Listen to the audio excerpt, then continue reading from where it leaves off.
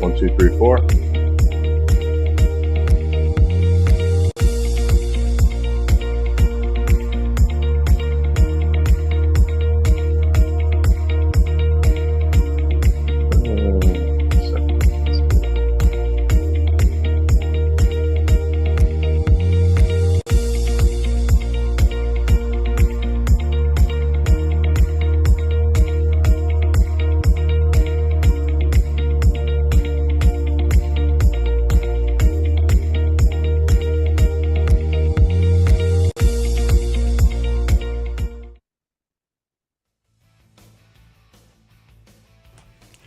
From Governor's Comedy Club in Levittown, this is Sports Bash presented by TicketBash.com. TicketBash.com, where memories are made affordable and where you'll never pay a service fee. Sports Bash is also presented by the Ryan Anthony Head Start Fund, a group of like-minded individuals trying to raise awareness for our future generations of all possibilities of success other than just college. For more information, visit www.lookwhomadeit.org. Sports Bash is brought to you by the Embassy Diner, located at 4280 Hempstead Turnpike in Bethpage. Every customer is considered family at the Embassy Diner. Mention Sports Bash, get a free dessert with your meal. We're brought to you by Living Legends Memorabilia and Collectibles in Rockville Center, Long Island's go-to store for sports, entertainment, and political memorabilia since 1996. They are also available for charity auctions. Mention Sports Bash when you come in and get a free autographed photo. Give Warren a call at 516-826-4000. Stay tuned later in the show to find out about the Living Legends item of the week. And by the Marty Lyons Foundation, the official charity of Sports Bash Media. For more information, go to martylyonsfoundation.org. Hi again, everyone. I'm Peter Schwartz. Good Thursday to you. 516-465-3990 is the number to call. Make sure you're subscribing to Govs Comedy Club podcast and Sports Bash Media on YouTube and following on Facebook and Instagram and all the usual suspects as far as social media is concerned. Coming up on the show, we're going to play Stump the Wiz. We'll take a look at this week in sports history. We'll check out the Sports Bash Media poll question of the day. But we start the show with our special guest today, and we're going to talk some baseball with him. He is former Mets pitcher and formerly with SNY, and now he is a big shot on Pix 11 WPIX. We welcome to the show Nelson Figueroa. Nelson, it's Peter. How are you? I'm great, Peter. How you doing? I'm doing great. Thanks for spending a few minutes with us today. We're right smack in the middle of spring training. Let me start with the Mets, and obviously it was a incredibly busy offseason for your former team, and of course was led by the signing of Juan Soto to that monster deal and also bringing back Pete Alonso. From what you saw during the offseason and then the first week or so of spring training, what are your little preliminary thoughts about what the Mets could look like in 2025? Well, I had the chance to go down there, both to Yankees camp and the Mets camp, and to see the vibe continuing from last year. Not necessarily the OMG. I didn't hear the song once in the clubhouse. But it was just a relaxed atmosphere, a welcoming atmosphere. Juan Soto fit in perfectly. It wasn't a Juan Soto and the Mets kind of thing. He gravitated to a lot of the players that he has known in the past, the Starling Martes, Siri, he is known for quite some time as well, getting along with Lindor, and of course Pete Alonso coming back into the fold, really left a lot of smiles on people's faces when that news broke, and to know that they were going to have him in the lineup as well. So it seems to be a very positive vibe. I think they learned a lot from last year's team, including, sometimes it doesn't start out as well as you planned, 0-5, 11 games under 500, and then all of a sudden really took off in the second half to become one of the better teams in all of baseball.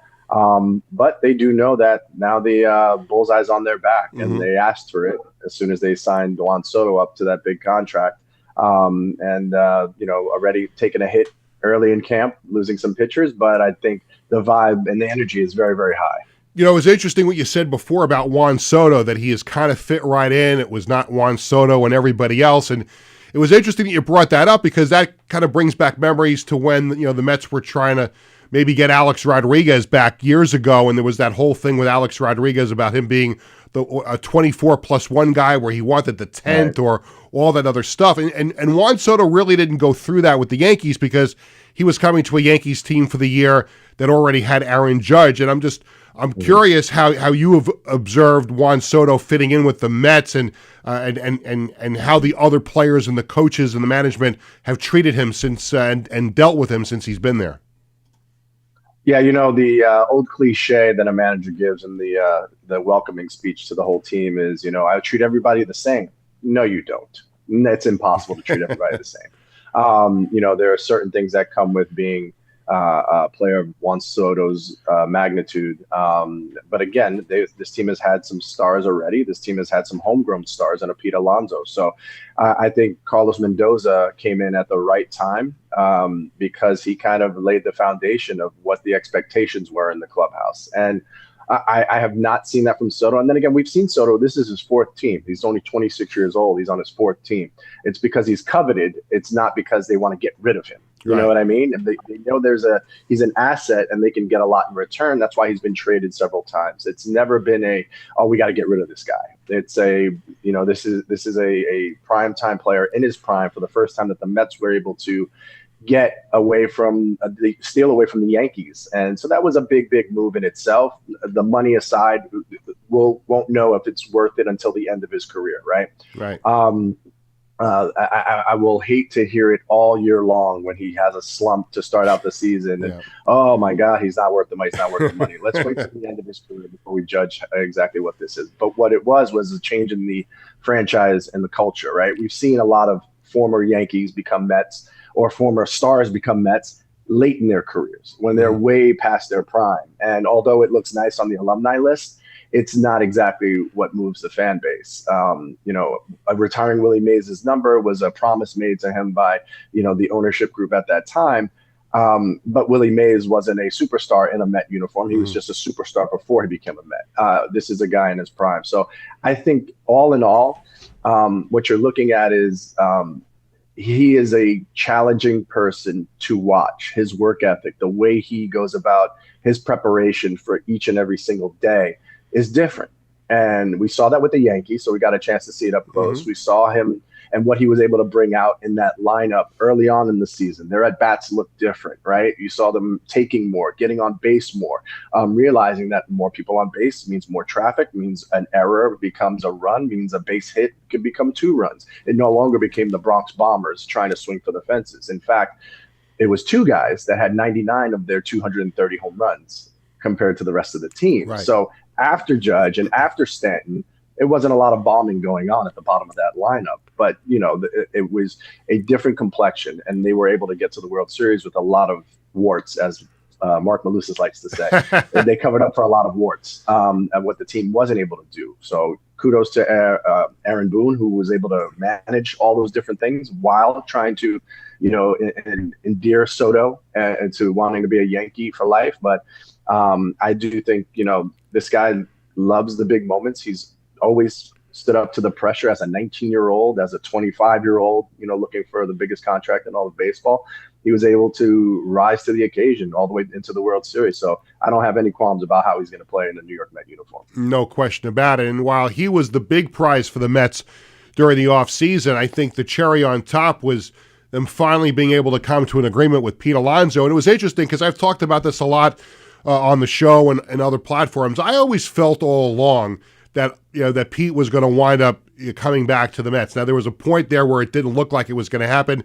Maybe he was going to go to the Angels. Maybe he was going to go to the Blue Jays. And then Steve Cohen, the Mets owner, had those comments at the Mets Fan Fest that day. And it all seemed to come together after that. And Met fans had this spectrum of emotions, Nelson, as you know, during the season, everyone, they were down on him. And then it all changed with that home run against the Brewers in the playoffs to send the Mets to the next round. What were your thoughts on Alonso all along, and how happy are you that he's back with the Mets? Very happy, first and foremost. I think he just not just lengthens out this lineup, but you're talking about everyone being down on him. It was a down year for Pete Alonso. He's 30. He's already over the hill. All these different things that you keep hearing. Remember, he started out later than most. He was a college kid, 24 years old, made his debut not at 21. So he hit the ground running immediately, breaking the rookie home run record. So his bar was set pretty high. In his down year, he was still in the top 12 of all of baseball in home runs. Top 12 in all of baseball for all the prolific home run hitters. And that's all we talk about these days is all the prolific home run hitters. He was top 12 still on a down year. So just think about that. Now, having said that, one thing about Pete Alonso, he has never been shy. He has never been coy about wanting to be a New York Met for life, and to a fault, right? Because that's what he's always done. Off seasons, he spent, going to Rangers games and wearing shirts that said New York or nowhere. It's really hard to have leverage and be a good negotiator. You hire Scott Boras, who, for all intents and purposes, is the best in the game at negotiations.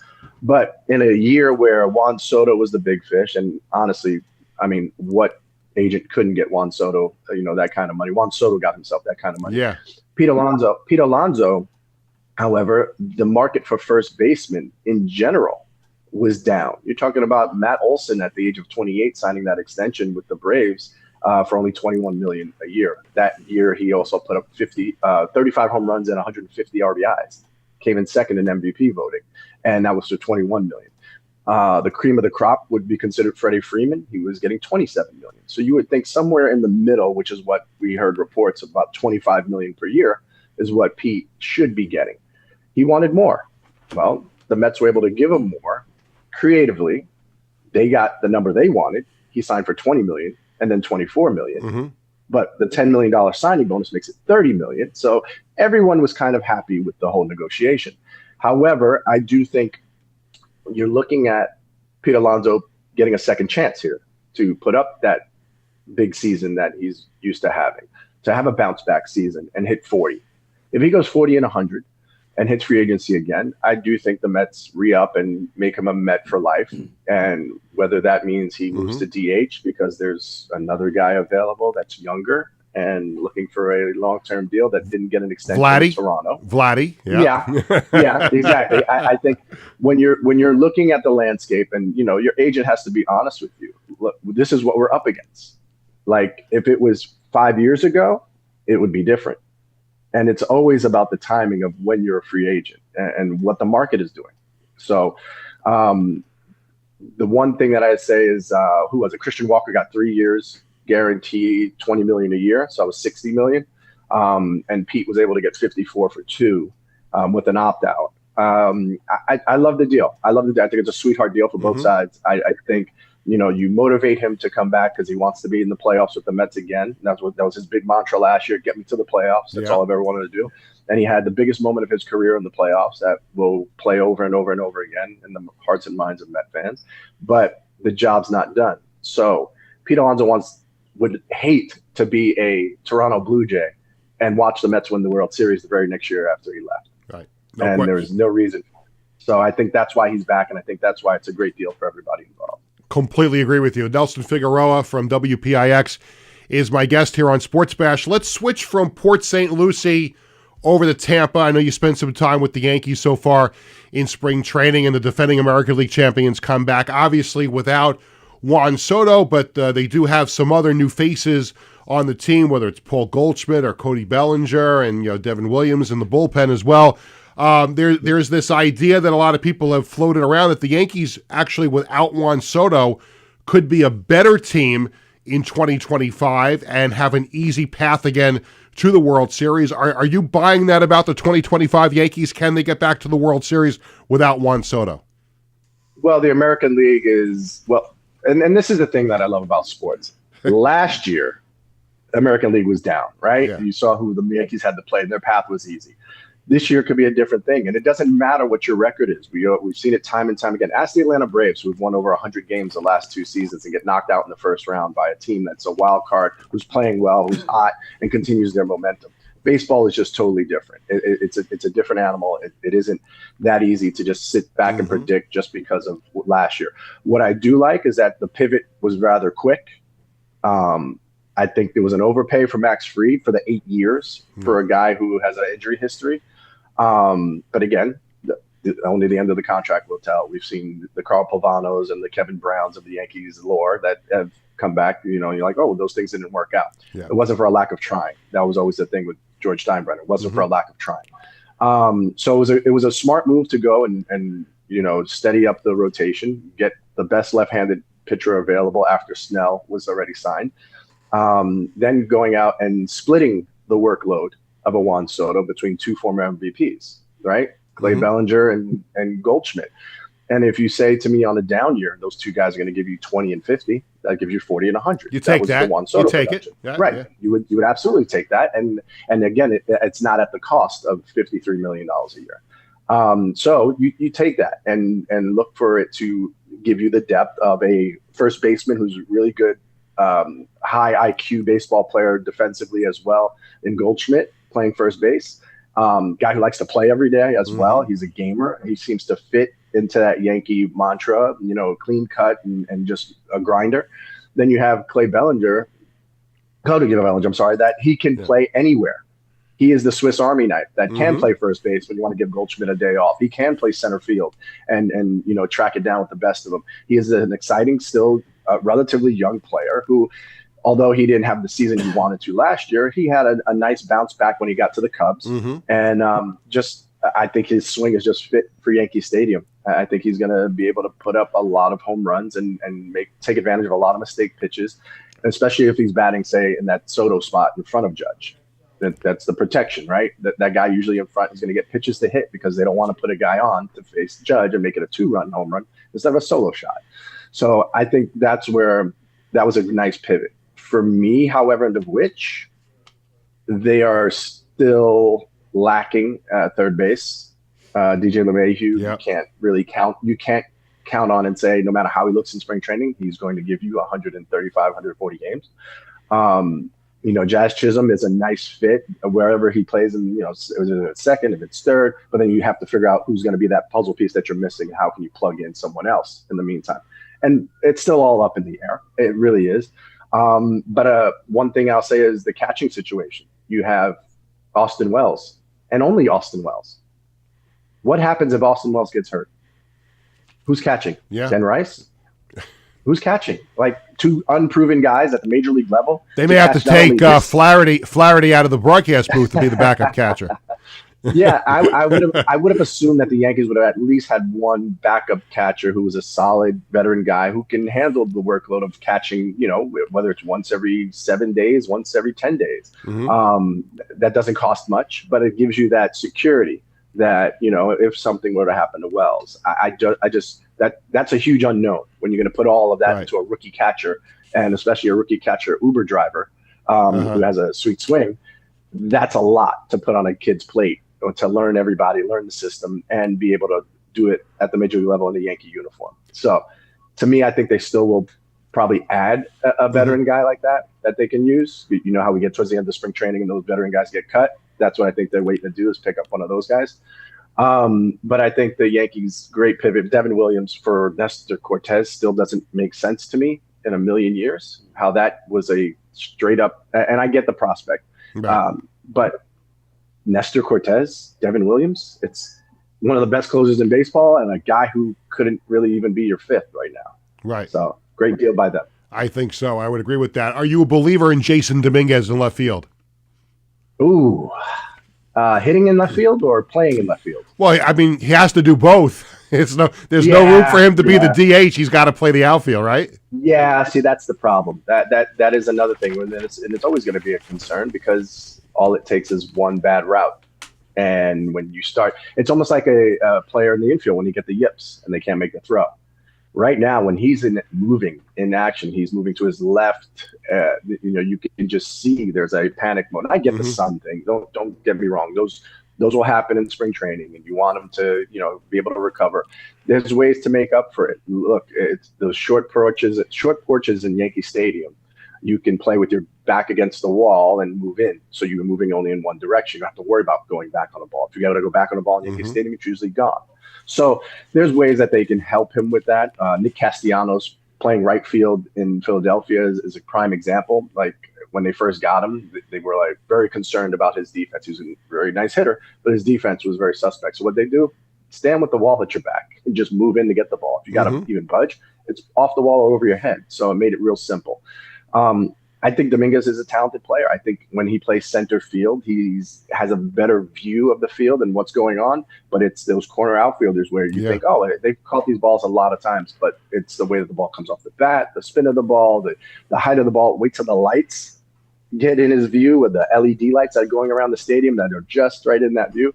That's going to become a problem as well. So I say as of right now, the jury's still, I'm not going to say he can't do it. I'm just going to say it's kind of you're going to hold your breath every time he has to do it. So both teams have question marks. The Mets have their question marks. They have some injury concerns. The Yankees have the same. So I know this is getting your crystal ball out, and there's still some fog in that crystal ball, but give me your little thumbnail sketch. How do the Mets finish out the season? How do the Yankees finish out the season? Yeah, I don't think the Mets are going to have to win the East. I think they can come in second place and still, once you get to the playoffs, that's where I think, they have a really good chance. Your rotation goes to a 3-man rotation, your bullpen, you're only counting on those. They did great adding Minter. Stanek is back, and we saw what playoff Stanek looked like if he can be that guy as well. And Diaz, another year of a healthy knee and being able to not worry about those little things and have a bounce back from the beginning of last year. He ended last year pretty well. I think all things being said, Mets make the playoffs and have a chance to make another deep run. It will all depend on exactly who those 3 guys are going to be as a starter. Senga, I mean, it would be a godsend to have Senga through the whole way. You can't tell me he isn't going to, be a +5 and win the win column for you compared to everything you had to do to throw together. Sean Manaea can just be himself that he was last year, and you'll be perfectly happy with that at the top of the rotation. The biggest X factor is going to be, a Clay Holmes, because say the experiment doesn't work. Right. Oops, you have one of the best 8th inning guys in baseball now. He was an all-star with the Yankees as a closer. If he goes into that 8th inning role, or look at the Dodgers. Dodgers had Evan Phillips. He had 20 saves maybe. No longer you're looking for a guy to have 50-something saves. Right. You do it by committee. Sometimes you just got to do it by committee. Right. You do it by committee, and this way you spread it out. The guy already got paid, so it's not like you're worried about, having to pay him if he has an abundance of saves.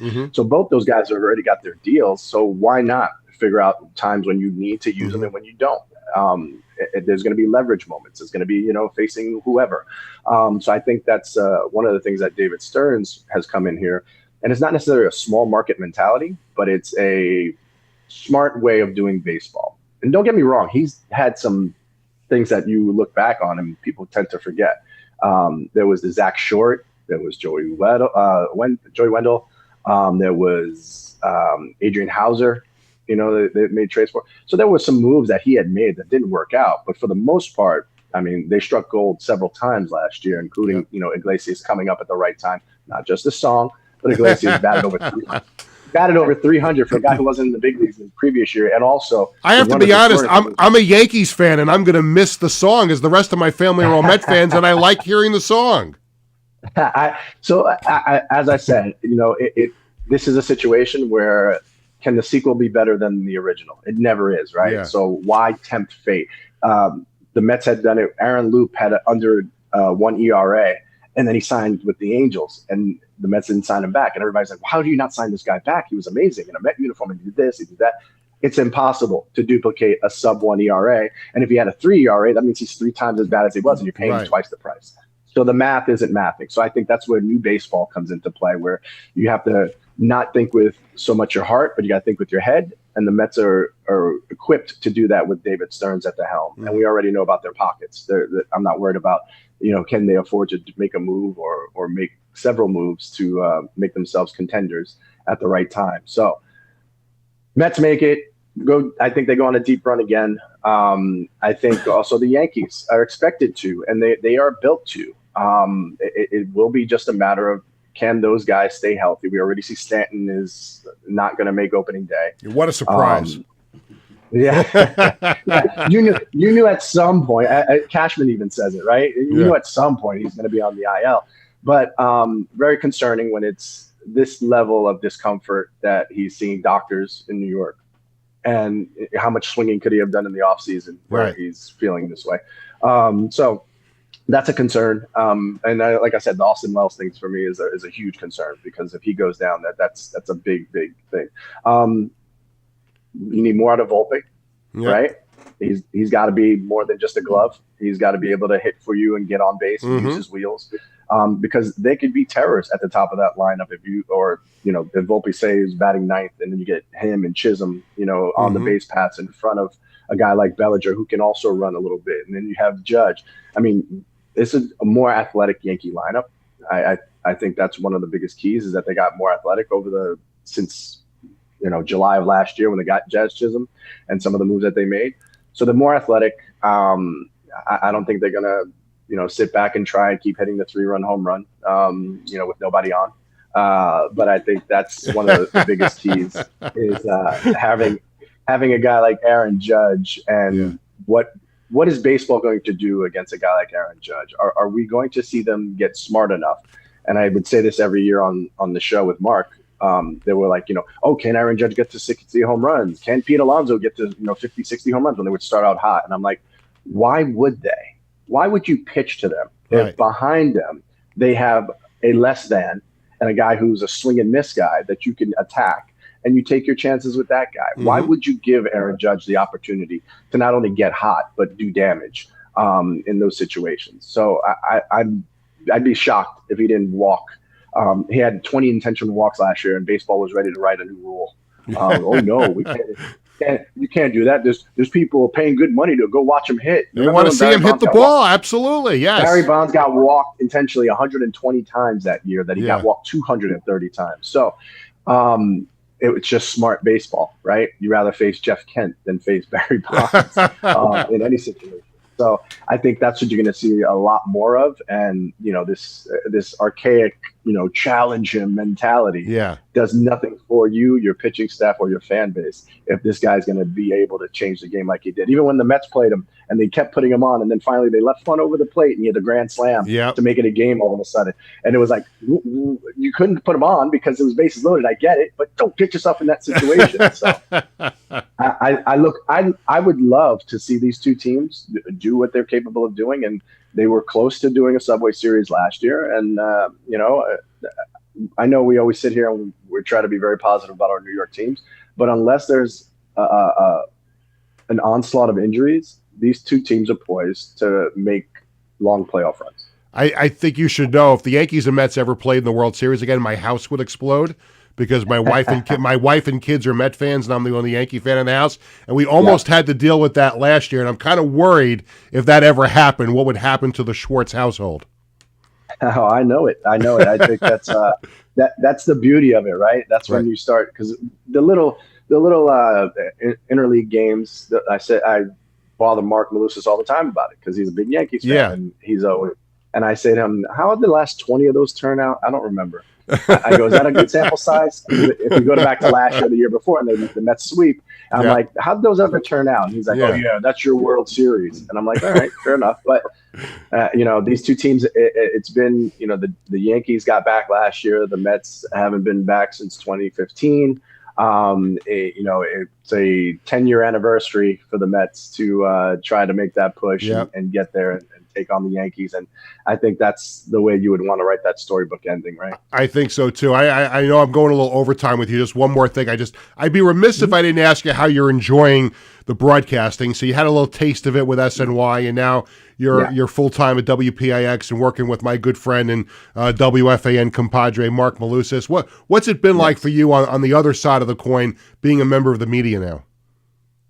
In the beginning, it was a little bit of trepidation, of course, because you have to figure out what the line is, right? And I have to give the Wilpons, who own SNY, all the credit in the world. Day one, they brought me in. He fixed the collar of my shirt, and Fred Wilpon looks at me and he says, "You're here to give your opinion, okay?" He goes, "You were always a very bright, articulate young man. Don't stop now from giving your opinion. Now, don't kick a guy while he's down.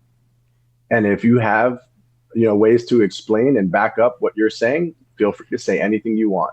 and they gave me that liberty. And I think it really helped me grow as a broadcaster and analyst. It helped me grow with the fans and the fan base, because they knew that I wasn't just going to give you the towing the company line or the cliche answer. You know, there were times where, listen, I went out there and Scott Summers, you know, tried to drop on me that I towed the company line about Adrian Gonzalez. You know, why would you want to sign an Adrian Gonzalez? I go, because it's $600,000 for a guy who could play at an all-star level, or has played an all-star level. You take that chance. I said, if you had a chance to buy a Ferrari for $60,000, you're going to buy the Ferrari. Well, I wouldn't, because I wouldn't fit in a Ferrari, so I still wouldn't do that. But yeah, so things like that, you know, along the way, you kind of, you know, I go back, and not everything we say is, you know, it comes out, oh, I'm a genius. There are some times that you miss on things, but I think at the same time, the reality is that you learn and you grow, right? And so I'm always on Twitter, X, whatever the hell we're calling it now.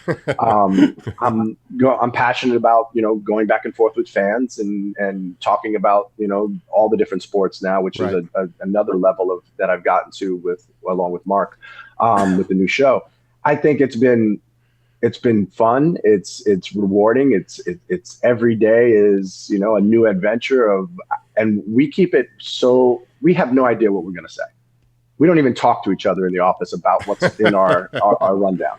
We don't. And like, there's some shows that you can tell, you know, like he has his argument. Which way are you going with it? So this way we have both sides of an argument. No, we don't do that. We might agree on something. We might disagree on something. We might disagree in the middle of an argument where it's like, hold on a second.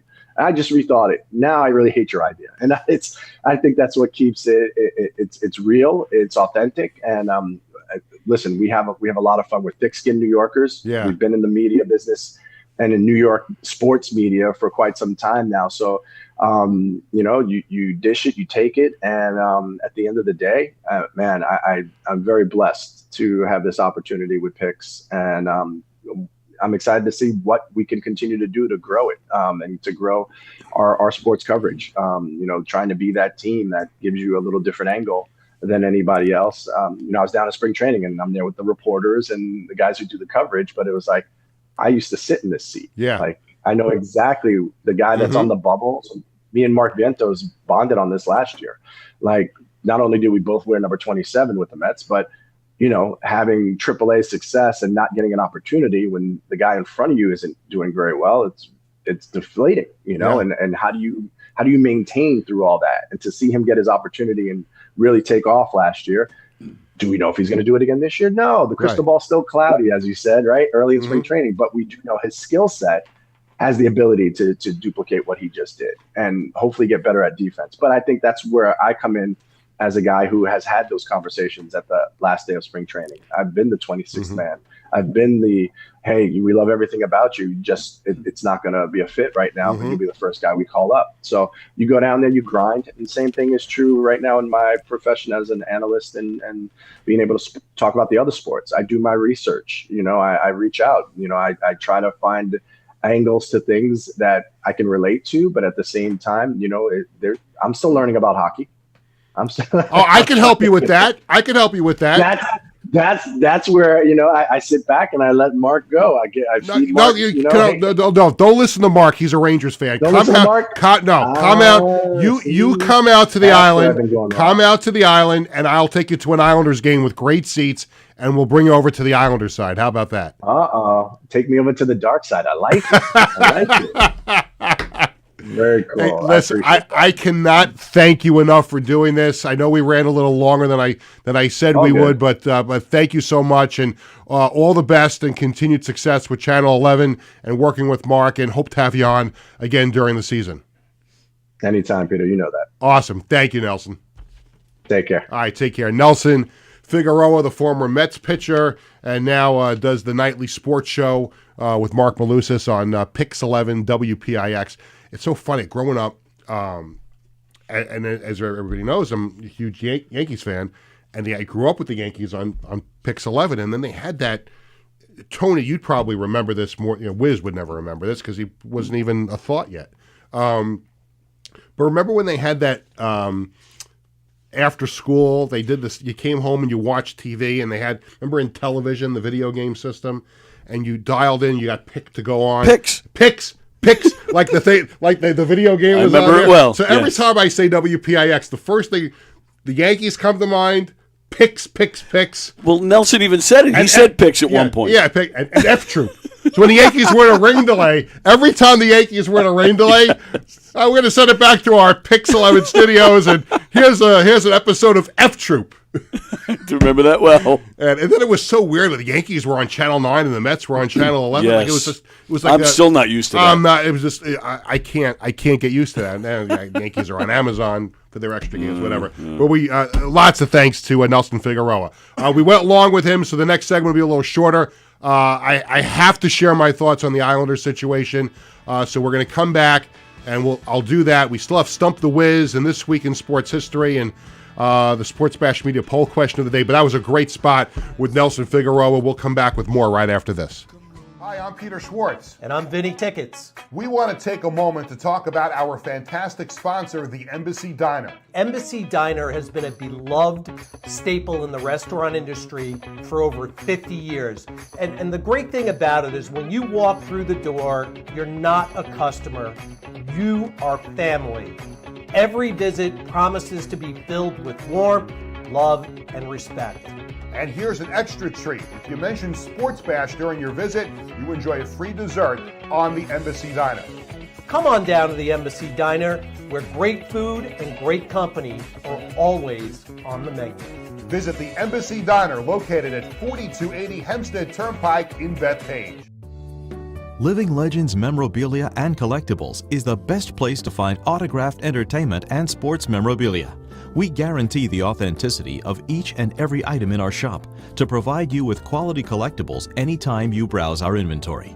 Our memorabilia includes autographed photos, sports equipment, jerseys, hats, and other paraphernalia from current athletes and legendary sports stars. If you prefer the entertainment industry, we have signed posters, albums, and photographs from classic movie stars and today's celebrities. To give back to our community, we participate in fundraising auctions for local charities.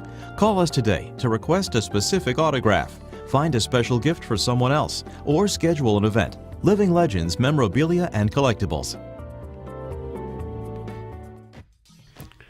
Welcome back to Sports Bash, presented by Ticketbash.com. I'm Peter Schwartz, and this segment of Sports Bash is presented by the Ryan Anthony Head Start Fund, a group of like-minded individuals trying to raise awareness for our future generations of all possibilities of success other than just college. For more information, visit www.lookwhomadeit.org. Picks. I can't. See, now I got it in my head. I can't stop doing it, Tony. Oh, my God. Great times. Picks. I never won, but it was just so much fun. I think I did it a couple of times. Did you? Where I got through on the phone and played picks. And I had in television. I had the Atari 2600. I had all that stuff. But, yeah, picks. And let's go to F Troop. Or this episode of, you know what I used to watch on Channel 11 all the time? The Magic Garden. Remember the Magic Garden? Of course, Paula and Carol. You know, was it a couple of years ago? I can't remember if it was before the pandemic or after. I want to say it might have been before.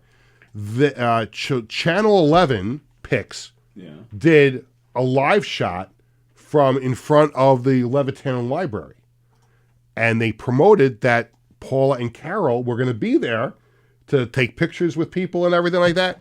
So I'm like, I have to stop by there. And like I grew up with them, you know, the Chuckle Patch, all that stuff. Yeah. And so I went over there and I had a chance to meet Paula and Carol. And they sung the song to me. I'll find. Oh, hello. Right. So I have.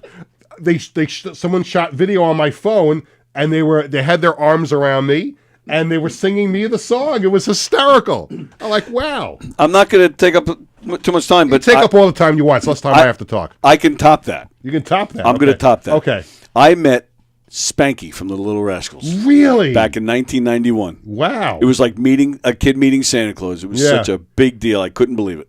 So that's So isn't it great when you meet like people like you only like and again for me, I've met all of these athletes. Right. I've met them all. Like basically, I've interviewed Wayne Gretzky when I didn't think I was going to do it. I think I told you that story of me holding up the wall in the bowels of the Coliseum, waiting for him to come out.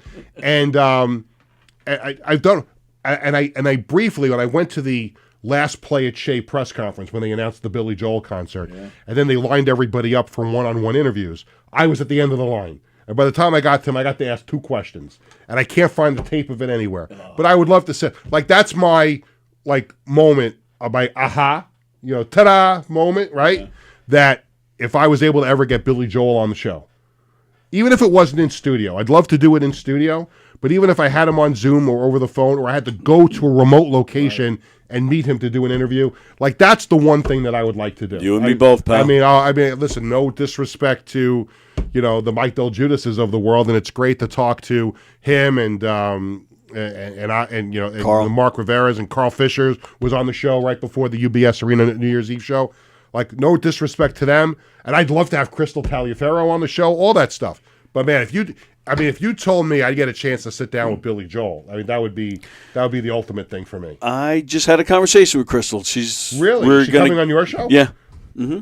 We don't have a date yet, but you have to let me know so I can make my lunch hour for the New York Dragons longer than it Absolutely. Can. Come on in. Absolutely. But we met Crystal. I don't know if I told you the story. So when we went to see, I'm going to run out of time to talk about the Islanders because we still have to get to Stump the Win. But listen, as long as I'm having fun doing this, I'm going to do it. So when we went to go see Billy Joel in Cleveland in 2017, right? It was my family and my best friend's family. We went there, and we went to the Rock and Roll Hall of Fame. And that was the morning of the Billy Joel concert. At the time, the Indian Stadium, now the Guardians, but it was a Progressive Field. Right. So we went to the Rock and Roll Hall of Fame, and we're walking around the rock. And my friend Robert, who I've talked about, is the biggest fraud sports fan walking God's green earth, right? Remember I told you about that? Yep. But he gets very, look at that picture. Yep. Where was that from? I had the pleasure of having dinner with Crystal once. Oh, show that up on the screen. I'm going to bring up this picture. That's the wrong camera. Let's see if I can find it. Peter Schwartz. There we go. That's me and Crystal Taliaferro. There you go, Peter Schwartz. Let's see, 2017. Now, Facebook is great when you can search this. Yes. Crystal, let's see. She's wonderful. She's so much fun. And while that, let's see, do we find it? Am I going to find it here anywhere? Of course, it's not coming up when I really need it to. Well, I didn't mean to interrupt your No, it's okay. No. But so we went to the Rock and Roll Hall of Fame, and my friend Robert, who gets very starstruck, I'll show you the picture another time. My friend Robert, who gets very starstruck, comes running in from an exhibit in the other room. Peter, you got to come in the other room. You'll never guess who I ran into. You won't even recognize. Walk in.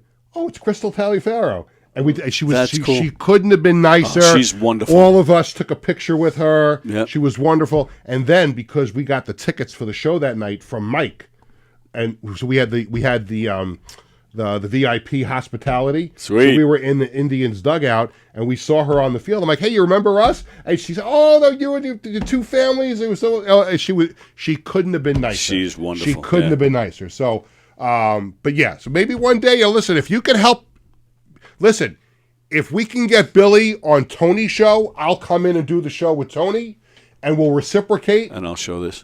That's it. That's it. Yep. That's it. You found it. How'd you find that? I can't tell you. Bugging my phone? Are you bugging my phone? That's the Schwartz family and the Friedman family with Crystal Taliaferro. July.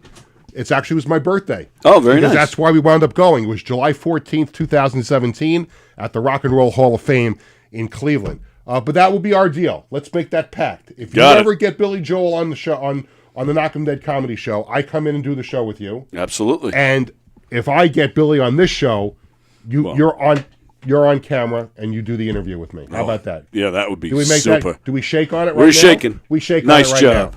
now. So I wanted to talk about the Islanders. Obviously, we're going from Billy Joel down to the Islanders, but I wanted to make sure I got this point out. And Wiz is waiting patiently, and we'll blow off the break after I make my point about the Islanders. So We'll get to what would have been the break. It was the Marty Lyons Foundation video. We'll show that at the end of the show. We'll show it at the end of the show. We'll put that at the end of the show because I want to get to Wiz, and I got to get out of here because I got this full-time job. I got to get to a meeting. But I did want to spend a couple of minutes about the Islanders, and obviously, I still have this WFAN life, even though I'm the GM of the Dragons. So I covered the Islander Ranger game the other night, and a lot of people somewhat criticized me for the way I covered the Islanders because, as everyone knows, I'm a huge Islanders fan, and I full transparency, I always try to give the Islanders the benefit of the doubt when it comes to negative things that go on. I have a very strong relationship with the organization. There's no question about it. They've done some amazing things for me and my family. So if I could ever drift to one side when I have the option to, I always drift to try to be optimistic about it. And maybe people don't like that about me, that I should be a little bit more transparent about what's going on. That's fine. You can disagree with me until the cows come home. I'm going to do whatever I want to do whenever I cover the team. But I was very, very disturbed with what I saw on Tuesday. And I wrote a story about it. And if you missed it on Wednesday morning, you can go on my social medias and find it on WFAN.com. And I wrote a story. And look, I couldn't. It's not that I totally ripped the organization, but I just made my feelings shown. And I wanted to express that a little bit here on the show. I'm very concerned with where the franchise is now. I don't think I differ from people that are fans of the team, people that aren't fans of the team, people who cover the team. I think there is reason to be legitimately concerned about where this franchise is right now. I mean, they continue to put a lot of confidence and trust in the core group that took the Islanders to the semifinals of the NHL 2 years in a row in 2020 and 2021. There's been some changes here and there, but for the most part, it's the same group. And the same group is a lot older and a lot slower than they were a few years ago. And there's players that they've put a lot of trust in financially and in length of contracts to produce. And some of those players have either not produced or have had injury problems. And I could name names, but you know who I'm talking about. But I was very, very, and I covered the game, so I'm sitting in the press box. So it's not like I got up out of my seat and was one of the many Islander fans who left or could boo the team. You can't, no booing or cheering in the press box. But I was very, I don't want to say depressed, because depressed is, I'd be insulting people who are going through depression and people having real problems in life other than the hockey team that they root for. But I was discouraged by everything that I saw and heard on Tuesday night. From the Islanders' play on the ice to the fact that half the place, more than half the place, was rooting for the Rangers. That's not anything different. There's always a lot of Ranger fans at Islander home games. There's a sprinkling of Islander fans at the Garden. But it just, the game result, the Islander fans left early, obviously, and then it just became Madison Square Garden East. And if you're, if maybe it's an inferiority complex that comes out in me a little bit, it just sucked being there on Tuesday night. It really, really sucked being there. And I know that other people agreed with me on this, that it just, and I saw some people on social media, and I'm starting to feel the same way. I had people react to my tweets and stuff like that. I'll never go to another Islander Ranger game at UBS. It's not worth the discouragement. It's not worth dealing with all the Ranger fans there. And I almost tend to agree with it. I really do. It used to be a lot of fun to go to Islander Ranger games, especially if you were an Islander fan when they were good. But it's not fun to go to those games and listen to all the Ranger yahoos that show up. It's just not. Wow. And I'm literally like, and maybe this is unprofessional because I was there on a credential the other night, and I don't know who's going to watch this or see this, but it sucked being there. I mean, there's no other way of putting it. I really, when you cover a game, you commit to writing a story about it. So it's not like I could be like this angry fan in the middle of the press box and get up and walk out and leave. I wasn't going to do that. You stay there. But then this is really what bothered me. On my way down the locker room, a friend of mine who's a season ticket holder texts me, "Hey, if I hear Patrick Waugh say in the postgame show, we played a good game, I'm going to throw up." And sure enough, what do you think Patrick Waugh says in the postgame? I thought we played a good game. We were the best team on the ice. You lost 5-1! Wow. How could you be the best team on the ice? I don't care how much you outshot the Rangers. You lost 5-1. And I am telling you right now, I love Anders Lee. When John Tavares left, the Islanders could not have picked a better captain. And I can safely say I consider myself not just someone who covers Anders Lee, I consider him somewhat of a friend because I've told the story before. On my older son Bradley's bar mitzvah project 5 years ago, we did through Anders Lee's Jam Cancer and the Can Foundation. I consider him a friend. I don't know if he considers me a friend, but I consider him a friend. I'm friends with the people around him. And he gave me a quote, and I'm trying to we played well. We and we just have to continue to push. And I wrote in the story, push towards what? Maybe squeaking into the playoffs and getting bounced in the first round by Carolina again or whatever. And they're all towing the company line. We played well. We played well enough to win. Well, no, you didn't. You lost 5-1. So no, you didn't play well. And the whole point of this is that the Islanders are like the line in the movie My Cousin Vinny when Mona Lisa Vito wasn't that Joe Pesci's girlfriend? Right? That was her. Marissa Tomei's character, and she's on in the seat getting interviewed, and she tells the jury, it's kind of like when your wheels get stuck in the mud in Alabama and they just keep turning around like this and this, like, right? I know I'm paraphrasing. I botched the line probably. But that's what the Islanders are right now. They're like you're driving a car with the wheels stuck in the mud in Alabama. That's what the Islanders are right now. And it shouldn't take a genius to figure out that they need some changes. And my wife, Cheryl, has the best line. One of the best lines that my wife ever has had is, if nothing changes, nothing changes. And that's the Islanders right now. And listen, I am not comparing Scott Malkin and John Ledecky to Woody Johnson. But I'm just saying, with any organization, it starts at the top. And I think it is time for Scott Malkin and John Ledecky, who have done an unbelievable job transforming the Islanders into a world-class franchise. From redoing their locker room at Northwell Health Ice Center, to building UBS Arena, to bringing the alumni back into the fold with the Islanders, to doing all kinds of fan-friendly things, to all the things they have done to keep the Islanders on Long Island. God bless them both. They've done an unbelievable job. They invested in Lou Lamoriello coming to the Islanders and changing the culture and keeping things on par after John Tavares left. Snake that he is that went back to Toronto.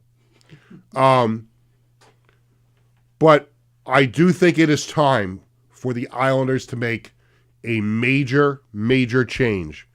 And that would mean, and I think they can do this with dignity, but I think it's time for Lou Lamoriello to step aside and for the Islanders to bring in a younger general manager with a new voice that can now take this team, restructure everything, break it down, this group of older players, and get this team back. Because right now they're just, again, they're spinning their wheels in the mud. And the last thing I want to see is Brock Nelson wearing another jersey. But if you can get a boatload for him now at the trading deadline, you got to make the trade. If you want him back, sign him as a free agent after the season. Don't make the same mistake that you let John Tavares, the snake, walk for nothing. You let him walk for nothing. I would trade Kyle Palmieri. Again, great to have him on the team. Big part of the second trip to the semifinals. But I'm sure there's a playoff contender that would like to get him. It's time. It's time to break up the Islanders. It really is. And it starts with the general manager. They need a newer, younger voice that can come in and redo this team. So that's where I stand on that. And I hope the Islanders aren't angry at me, and I hope I can still get those tickets once in a while. But I had to get that off my chest in the most respectful way that I know. But the other night was very, very difficult sitting there watching that game.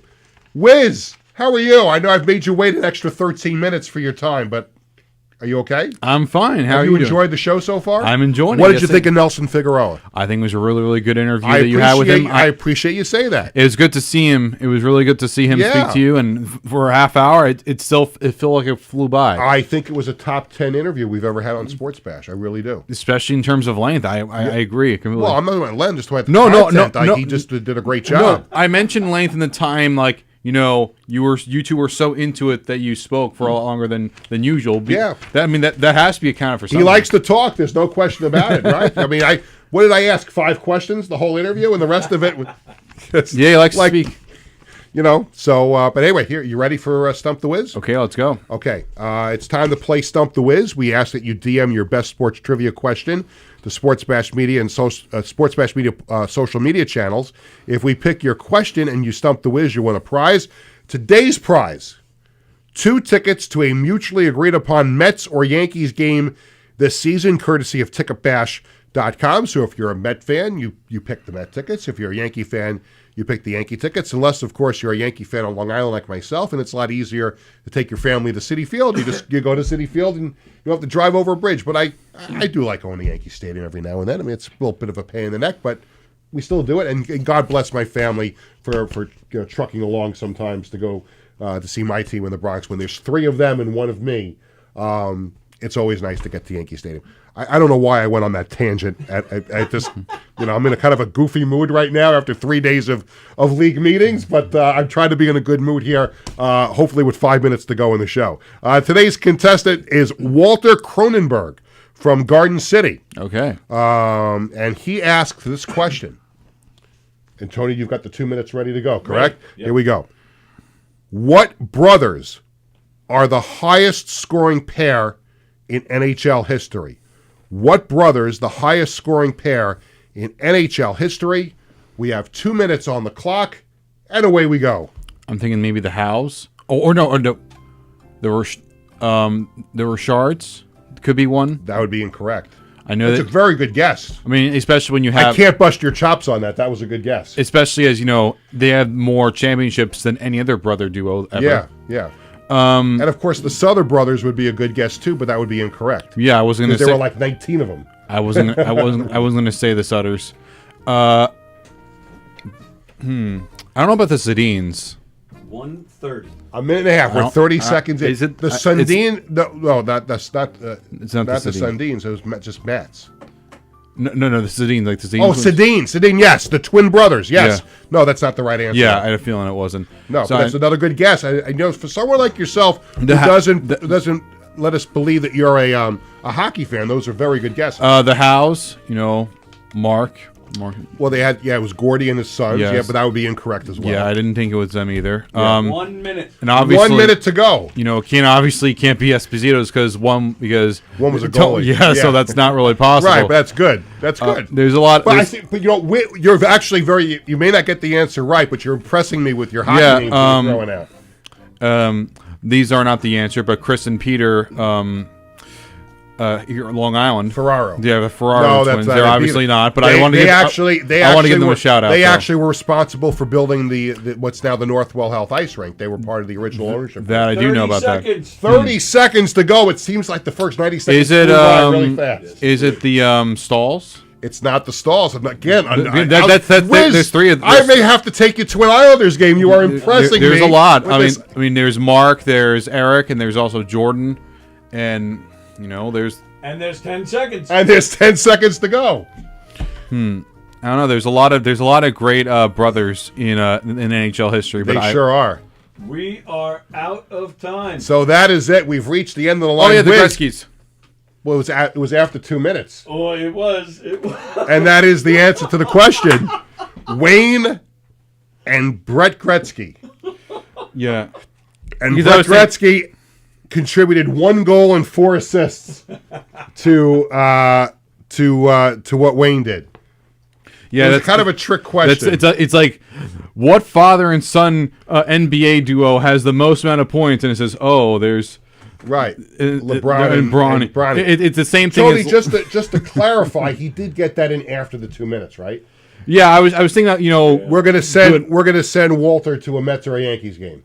Good idea. So theoretically, Walter did stump the Wiz, but you also should get credit for coming up with that at the very end because it was a trick question. Yeah, I mean it is a trick question. I'm thinking, where they were both, legendary, all-star, Hall of Fame level players, both as brothers. And obviously, if you were going to say about championships, you would say they were shards, but it is a trick question. It's like I don't know, I'm trying to think of other ones. We're running out of time, so we got to get to a very quick This Week in Sports History. Okay, well, and this week in 2018, the Winter Olympics in Pyeongchang, South Korea concluded after 2 weeks of play. Norway led the way with 39 medals, with 14 of them being gold. As for the U.S., they finished fourth in terms of medals with a total of 22, and 9 of them were gold. In case you're curious who won hockey that year for gold, it was Russia, but it's a bit of an asterisk there because...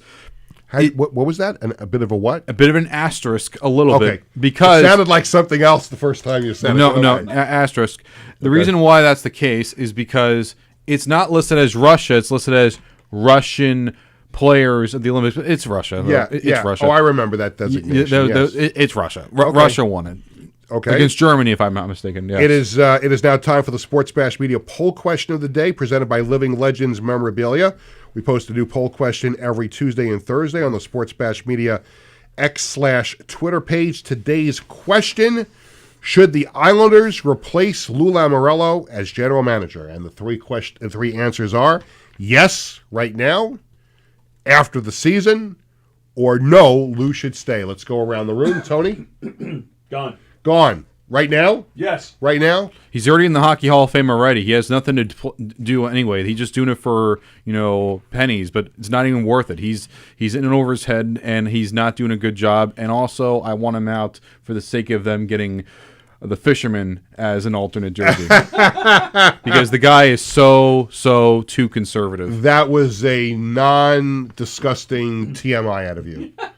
Because because you could have just stopped by just saying you wanted him out, but then you went a little further and talked about the Fisherman logo. But any event, I'm in the after the season. I mean, at this point, I don't think that they would ever fire him in the middle of the season. So I would say after the season. By the way, it's now time for the Living Legends item of the week, and it's this beautiful framed Derek Jeter 3,000 hits piece. Ooh. Now, even if you're not a Yankee fan, you have to admit that this is a tremendous piece that Warren at Living Legends. The autograph is on the number 2, and if you see on the other part of it, there's the Derek Jeter 3000 patch, and there's the ticket from the game, and a picture of him swinging. Just beautiful, beautiful piece. And again, if you're interested in that piece from Warren at Living Legends, and let me give you the number slowly: 516-826-4000. 516-826-4000. Wiz, for those who have not followed along, why did I give that number so slowly? Because last time you gave Not last time, but a few times ago. A few times ago, you gave away your home phone number by mistake. Yes, so we don't want to do that again. So 516-826-4000. Now, at least you didn't give away your Social Security. Oh, but by the way, have you seen my kids have shown me this? There was some clown some kid. He may have even been local. I don't know if you guys have seen this, but some kid was so excited that he got a credit card that he shows it off on social media with the numbers still showing. No, I didn't see that. Did you see that? You didn't see this? Did you see that, Wiz? I heard about it. Yeah. So this kid put up the credit card, and the numbers were like, how stupid do you have to be? You may have qualified for a credit card, but you did not qualify for common sense upon birth. So. Now, let me tell you about Tuesday, the latest installment of FOP, Friends of Peter. And I'm excited about this. I'm excited about all my Friends of Peter. But this one is going to be fun. I think we're going to have a lot of fun with this. So we're going to be welcoming in Rob Freed, otherwise known as Rob from Lake Success. You've heard him call this show. You've heard him call WFAN. I'm sure he calls ESPN Radio as well. He's a marathon runner, a huge sports fan, and obviously a huge caller of sports talk show hosts. And he's a big collector of sports memorabilia. And he's been, I don't want to say bothering me, but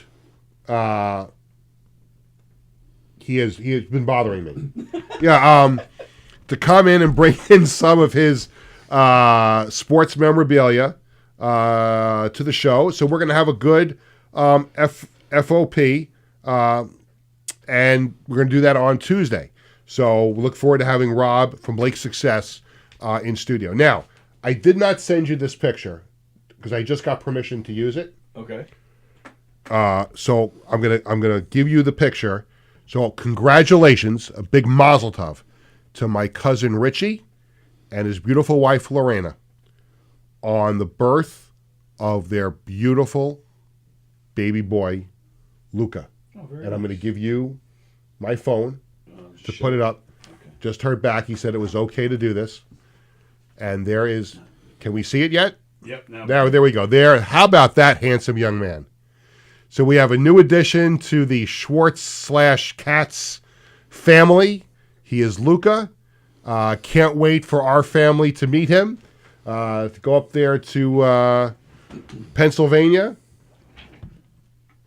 and go meet him. So that's going to be fantastic. So we welcome him to the family.